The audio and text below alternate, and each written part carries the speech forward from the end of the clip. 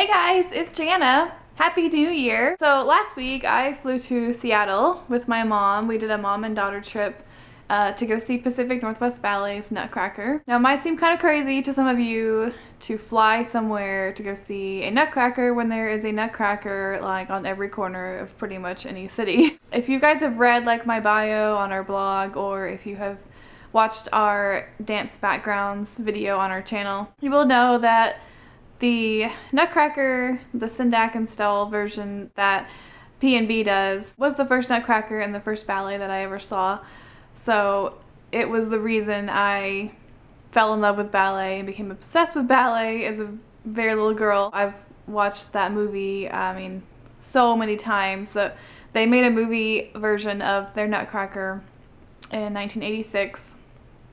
Not just like filming the stage from a couple different cameras, like they made a motion picture out of the production, and so that's the Nutcracker I always knew and grew up with. I've wanted to go see this Nutcracker for a very long time, and Mom and I have always talked about, oh, one day we'll go to Seattle and go see it together, and it'll be a fun like little outing together.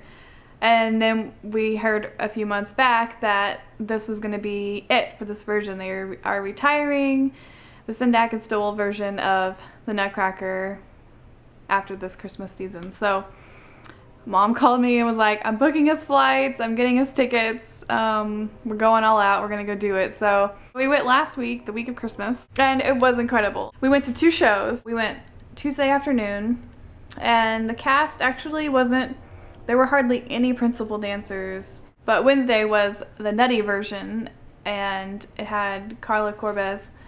Is that how you say it? Corbez or Corbs? I don't know. She's pretty much like the only P&B dancer I've really heard of, because I haven't done much research on their current dancers, but I have heard of her, and that she's retiring also at the end of this season. When I saw her on the bill and a bunch of other principal dancers, I was like so excited. If you grew up seeing that Nutcracker, then you understand what I mean about like the sets, and it's just so different than any other Nutcracker. Even the floor, the Marley that they lay out on the stage, they paint it to look like rugs for the party scene, and then it stays throughout the ballet. So, I think it's just such a big part of the set. The floor is like so special, and I don't know, it just was like my childhood like wrapped up in this production, and then we went to see it, and it was just like, imagine like your favorite childhood movie and then getting to go see it done live in front of you. It was just like, I don't know, you guys probably get it. And then it turned out we were going to get to do a backstage tour because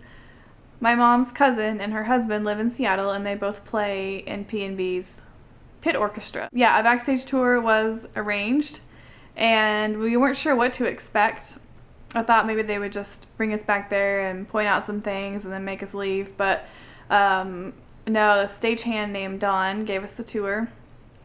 He was around when they made the movie, so he helped with that, which was super cool to hear. And he was just an open book. He answered whatever questions. He went into great detail about the sets and how everything works from the technical side, which really fascinates me.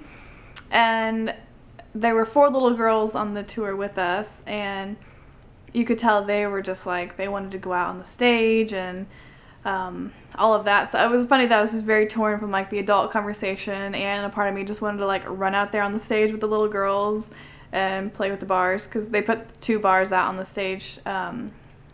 It was in between the afternoon and the evening show, so the dancers could come and warm up again. So anyway, I took some video clips, and I'm inserting this stuff like as I'm talking to you guys, because I don't really know how else to show you. I got to see the cannons that the kids shoot off in the battle scene. It's like I forget what he called it, the system that they use with all the ropes to pull the sets in and out of the stage.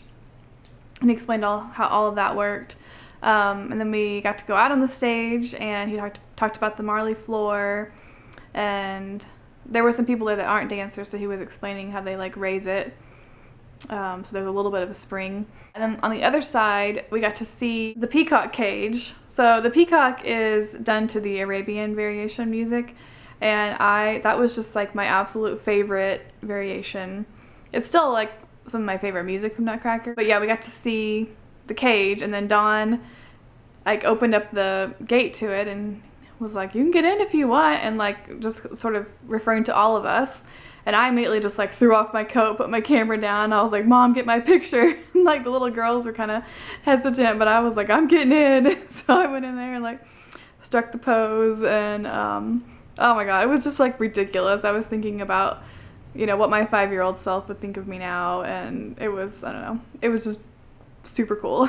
Yeah, we got to see that and lots of the props from like the battle scene, the giant waves that they manually move when you enter Act 2, and the boat they ride in on, and Claire's bed, which is like raised like on the stage. So they call it the shoot, what do they call it?